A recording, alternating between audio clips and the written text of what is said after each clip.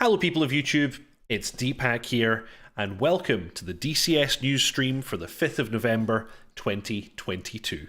Welcome everybody. Welcome Sim Taylor, welcome Frantic Stone, welcome Storm Kambari, welcome Tog to the stream. Okay. I got about half an hour to watch. Friendly reminder, pimp that VAF. Don't you worry, Tog, I always pimp the VAF. So yes, this week been another exciting news week. Welcome Rusty, welcome to the stream. We've had a hotfix for DCS World 2.8, so I'll be going over that along with the usual newsletter. And you just saw there my latest tutorial video in the F-14 Tomcat series, where I was demonstrating how to launch air-to-air missiles only using the controls in the front seat as the pilot, which is a bit of fun. Welcome Pink Floyd, coffee is on, fantastic. Welcome Irish Pat, welcome to the stream. Next week we'll start to go into some of the things that you can do in the rear seat as the Rio. I'll do the basic overview of the radar and how to operate the AUG-9 air-to-air radar. So that's what we're up to next week. Byron, Sparrow, welcome to the stream.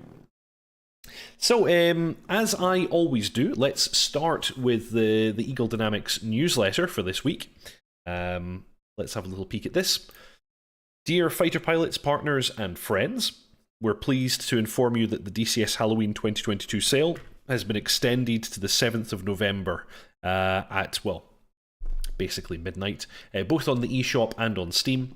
DCS is now running version 2.8.0.32235.1, following a patch that resolved bugs across multiple modules, including the DCS F-16C Viper and the new DCS Mirage F1.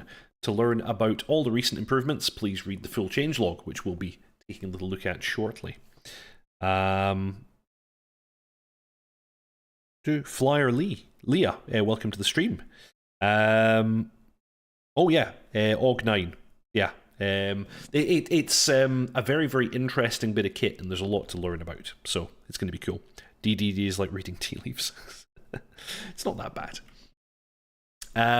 Also from the newsletter, in response to DCS 2.0, the response to DCS 2.8 has been overwhelmingly positive, and we would like to extend our special thanks to the closed beta testers who've been working relentlessly to meet deadlines and help iron out bugs. We continue to optimize DCS, and we value your feedback. Thank you for your passion and support. Good morning from Guam. Love the F-14 videos. Oof. Thank you very much, Guitar Junkie 14. Halloween sale. We're extending the Halloween sale until the 7th of November at 23:59 GMT. An identical event is also available on Steam, and it will last until the 7th of November. Head over to the shop or Steam and grab yourself something special with up to 50% on most of our aircraft, maps, and terrains.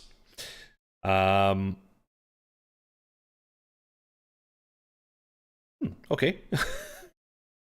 Griffinizzle, I'm not saying that you're stupid or lazy. I don't think it's that bad. And maybe after my video next week, you won't think it's that bad either. So wait and see. Good morning, JR Walker. DCS 2.8 progress. After the most recent patch, DCS is now running on open beta version 2.8.0.32235.1 to address your most common questions. We've put together a list of points. Yeah, Tog having a little lol at overwhelmingly positive. I like it, but it's not been without its problems for everyone. So, what is DCS 2.8? DCS 2.8 is a quality of life update. DCS 2.8 is the next step forward in realism and quality of life improvements. We added atmospheric effects like moving clouds, rainbows, glories, ice halos, and the visual quality of the clouds. We also dramatically improved the AI Basic Flight Maneuvers, BFM, logic for jet aircraft. With regards to virtual reality, because the 2.8 update introduced moving clouds that required additional calculations, some of you may have noticed a change in your VR performance. We're investigating this and will strive to address this as soon as possible. I have to say, for me, I'm running an HP Reverb G2. if anything, it's actually running better for me, but I know that that's not been the case for everyone. There have been people who've experienced worse performance with this update. Sim Taylor took advantage of this sale, picked up the P45 and Normandy, and got the World War II asset pack on Miles. Yogi, good evening, Deepak. Hope you're well. I'm doing pretty good. Sim Taylor, P47. Yeah, that's right. P45. Yeah, you'll have to pick up your P45 for that one. Grisdissel, looking forward to it. Pink Floyd, not enough coffee. Yogi, where is dotChuckles? Is he not joining us? Sadly, no. He's not joining us tonight. He has a bunch of work on, and his schedule doesn't allow for him to join us today, unfortunately. But I'm sure we'll see him again at some point soon. Foxy, DCS 2.8 equals longer loading times. I've not noticed that either, although you'll almost certainly notice the first time you boot it up it will be longer as it recomputes your shaders, but after that it should be fine. I don't think he's drunk, Tog. Skin suit needs lotion. What does ED mean by quality of life improvements? Well, rather than adding new features, a quality of life improvement simply makes what is already there better. So of course we already had fancy new clouds, this made them move, and then I guess, of course, adding rainbows and glories, nice halos and so on, that's considered just quality of life as opposed to particularly fancy whiz-bang new features, although I think they look really good. Bonjour, Jeremy Hubert. Sim Taylor, I'm on a monitor. Seen a bit longer load time, but nothing to get in a twist about. Yogi, thank you very much for the donation, sir, that's very kind. Yeah, Grivnissel, delete FXO and meta shaders, trust me. Yeah, you're right. In most cases, it shouldn't be necessary to do that, but if you do it, then you absolutely force the system to recompute all your shaders, so it's definitely worth trying. Easter eggs. During the Halloween period, we included some Easter eggs that you may have already seen. We're very thankful to the community for the overwhelming positive response, and we would love to continue this tradition in the future with the addition of an options setting to opt out. That's probably quite good, because some people were getting a little bit annoyed by some of these features, and it did feel a little bit war thunder. If you're a serious simulation pilot, then maybe you don't want these Easter eggs. No talk, don't delete System 32. Yeah, Grivnissel, you'll get super long load times first time, but subsequent loadings should be much smoother, and you may notice an increase in performance. Yep, that's correct. Oh, thank you, Yogi. I'm glad you liked the tutorial. And then with regards to lighting and shadows, we introduced a new point lighting system into the DCS Persian Gulf map as a test. I've actually not tried this yet. I need to load up the map and see what it looks like now. This allows light sources like parking ramp floodlights and more to cast dynamic lighting of objects and within cockpits. We plan to implement this lighting to other maps later. Shadows are an important part of this visual effect, and this improvement to the lighting will also require related dynamic shadows from these light sources. We're planning a new approach to handle the complexity of shadows in DCS. All of the mentioned features are available in the latest DCS Open Beta update, and we encourage you to check them out for yourself. Please remember that the Halloween sale is still on, and it's a great opportunity to take your DCS to the next level with new maps, aircraft, and campaigns. Check out the shop. They did mention the sale quite a lot. This makes me think that perhaps there wasn't that much going on, and also they desperately want people to take advantage of the sale and buy lots of stuff, which is understandable. Yeah, rainbows and halos, but no decent ATC, says David Flute. Nico, I wonder if the carrier crew will be all elves during Christmas time. That'd be funny. Sense of humor, yep, not allowed these days. Santa's sled is on Cat 2, ready to launch. Yeah, I didn't really particularly care about the Easter eggs, but I thought they were cool. I wouldn't be looking for them to be taken out, and I wouldn't say that ED shouldn't do these kinds of things. But yeah, it's not why I fire up the sim. I just want to have my realistic flight sim experience. That's why I'm here. So, next thing, we had a hotfix because 2.8 had some strange bugs, not least of which the Harrier was crashing servers when you enabled fuel dump. I had fun with that.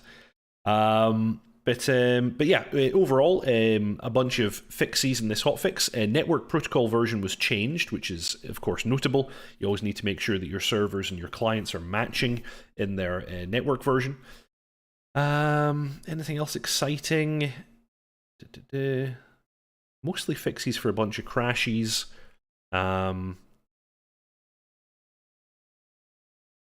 Yeah, nothing particularly exciting.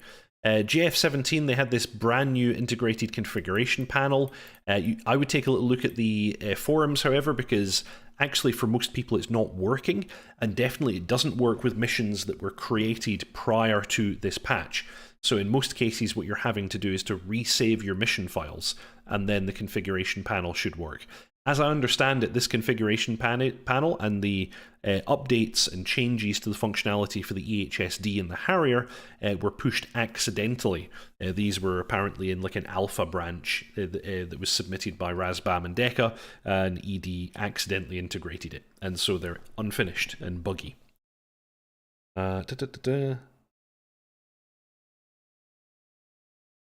Phantom is delayed, says Sim Taylor. Yeah, actually, we were talking about that last week, where Heat Blur, it's not exactly delayed because they haven't really, well, I guess it is delayed, but they haven't really confirmed a release date for it. But they have said that it's taking them longer than expected. And yes, Yogi, the new AI fighters are very challenging these days, the jet ones. It's pretty cool. With regards to an F-15E update, I do have one a little bit later in the show, although it's only with regards to the manual.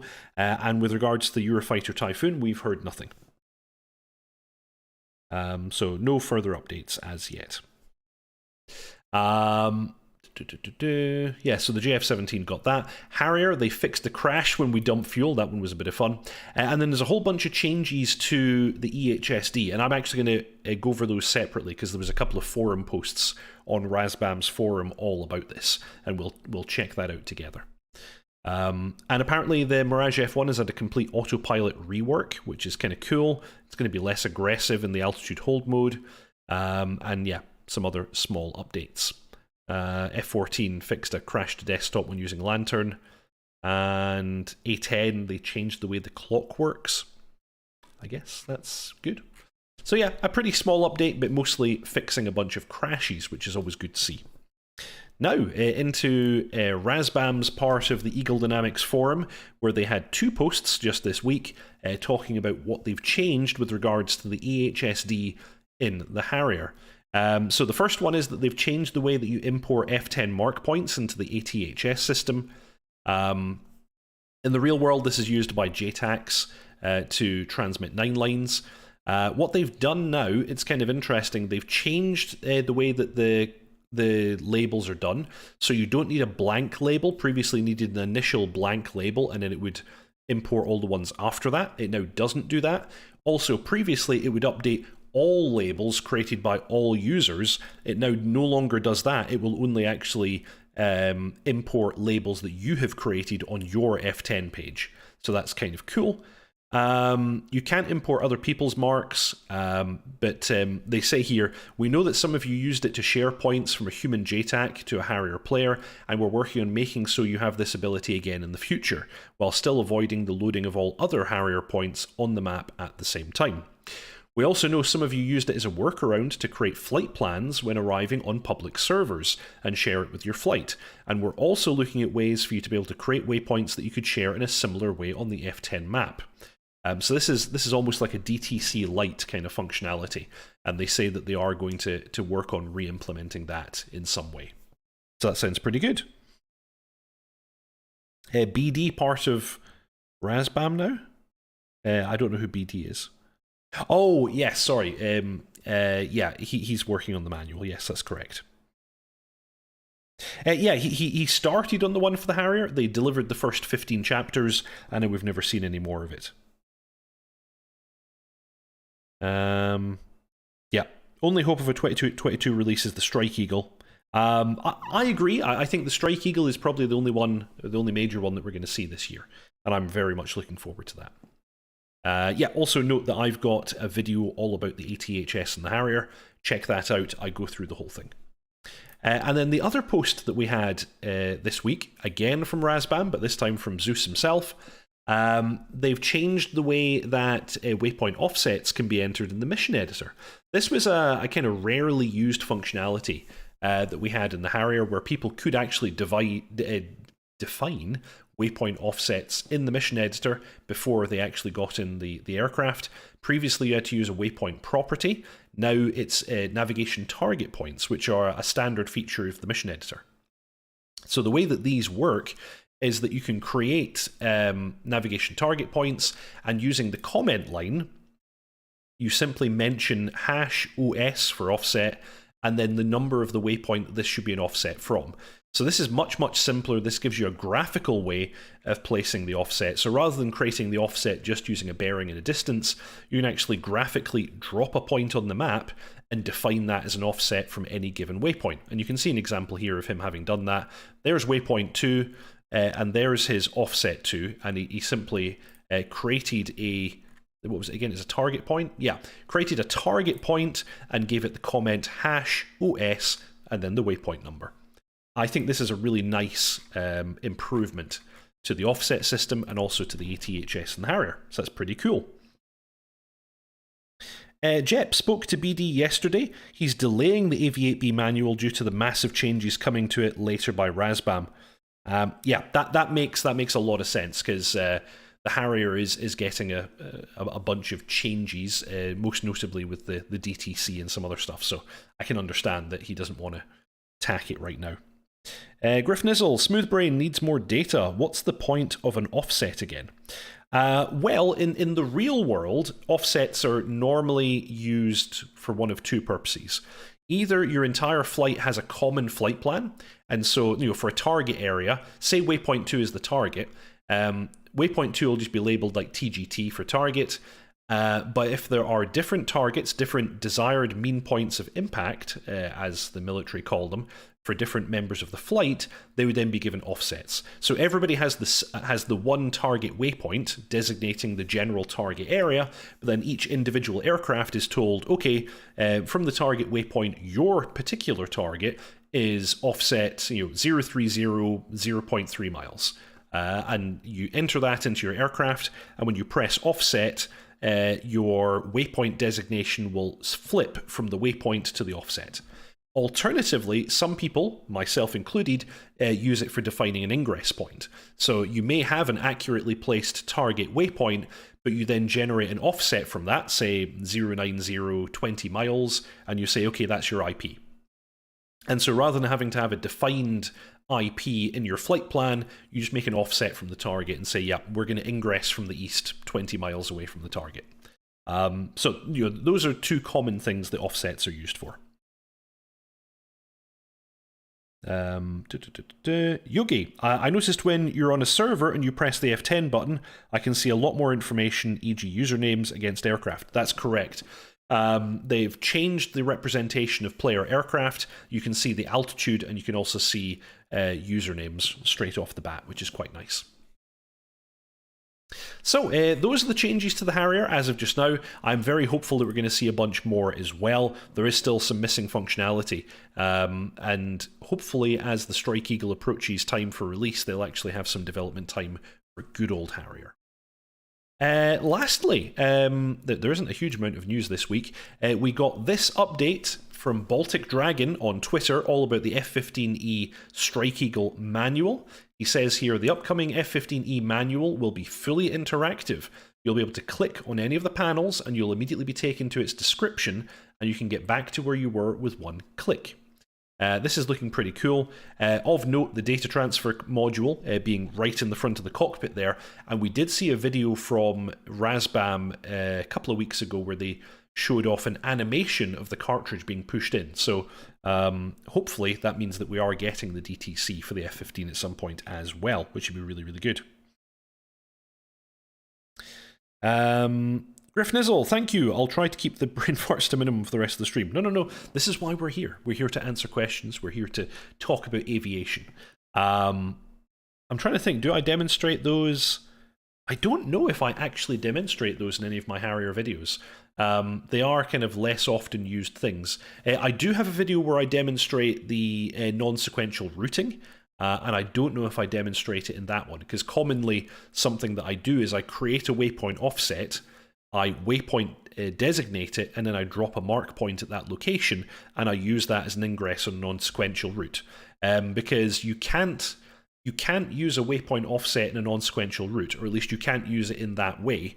By default, any waypoints, well, for your ingress, if the last waypoint in your ingress, which is always considered to be the target, has a waypoint offset, then the waypoint offset actually becomes the last point in your ingress and gets automatically designated as a target, because that is the way that the US Marine Corps tended to use that feature. Like I said, you would have a common target waypoint for your entire flight, and then individual flight members would be given different offsets from that to designate their specific target or their desired mean point of impact. So there you go. There's the whole description of that one. So some people asked questions in the Twitter post that Baltic Dragon posted. Sorry, someone here says, so will we have a full manual at the release date? And how about the Harrier manual? Baltic says here, not full, but covering all the major things that will be included in early access. Harrier is going to go through overhaul soon, so I put the manual on hold until that's done. Wizzo seat as well. Yep, it'll be covered. So those are the kind of top questions that came out of all of this as well. Cool.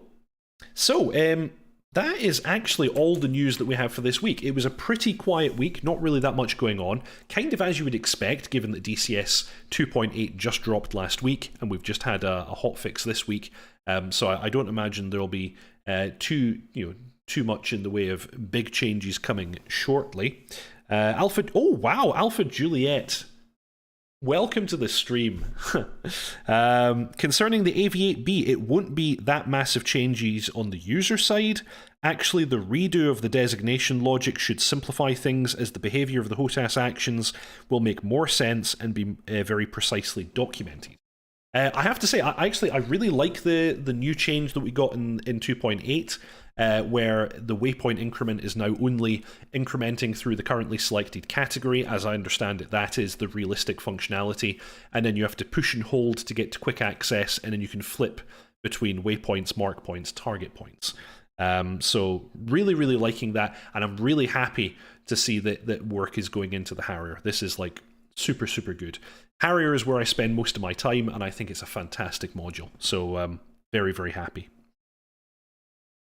And also really excited to see the F-15E coming soon. That's going to be nice.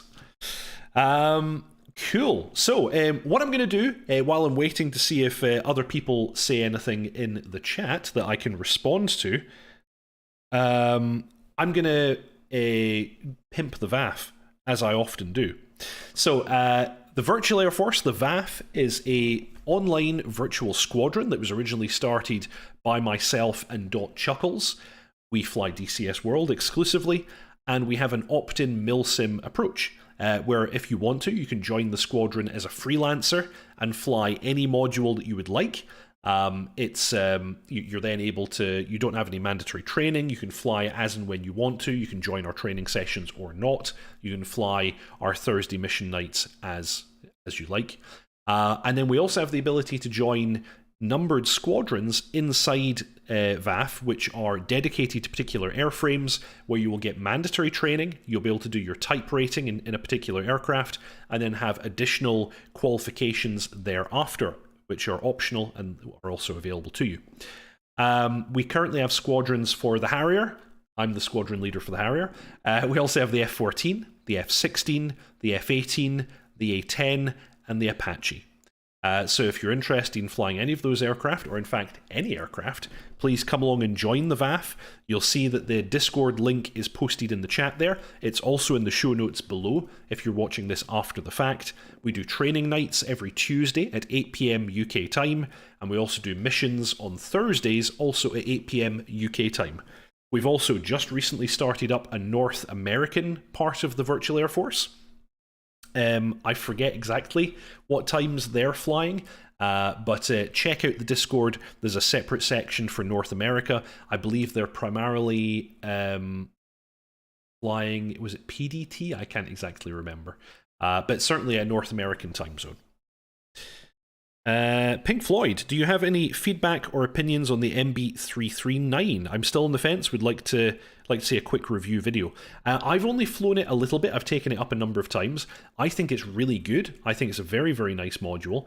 And yeah, hold off. Let me do a video on that, and I'll give you my full in-depth feelings on it once I've flown it a little bit more. Frantic Stone, I haven't touched 2.8. Need to figure out my VR woes. Frantic Stone, member for 3 months. Thank you very much. Sim Taylor looks very much like the FA-18 Pit. Interested how difficult transitioning from the Hornet to the Strike Eagle will be. Lots of similarity between the two. Yeah, F-15 is very, very exciting.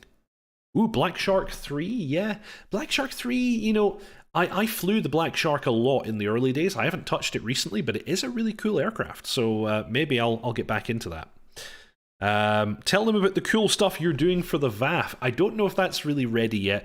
I've been messing around with different ways of running dedicated servers for DCS, making use of containers and things like that. Maybe I'll talk more about that some point in the future. I am kind of thinking about maybe sort of open sourcing what I've done, because it took a bit of work to make the DCS dedicated server work in a Docker container, but I've now got it working. So stay tuned. I'll maybe talk more about that in the future. Sim Taylor came aboard your server just to chat, but nobody was around, but the time difference was a problem.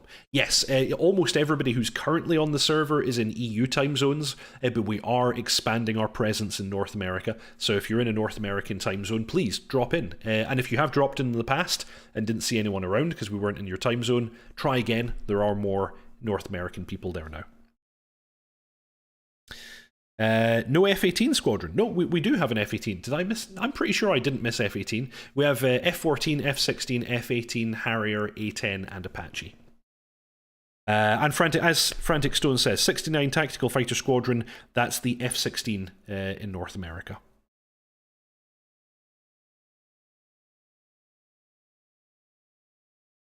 Oh, okay. So you're already in a squadron called VAF. Well, you know, I'm sure there are multiple ones that are already called VAF. I wouldn't worry too much about that. Jep, where's my F4?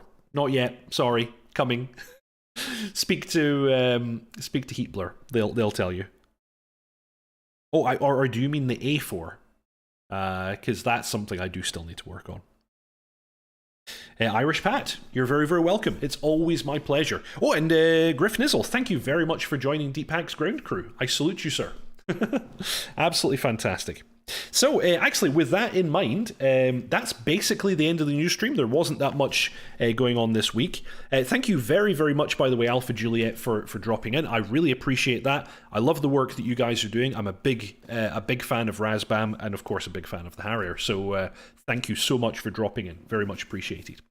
And all of you. Thank you, everybody, for watching. The support of all of my viewers is really, really important to me. And Deep Hack's ground crew, I now have YouTube memberships turned on. You can click the join button below if you would like to support me a little bit more.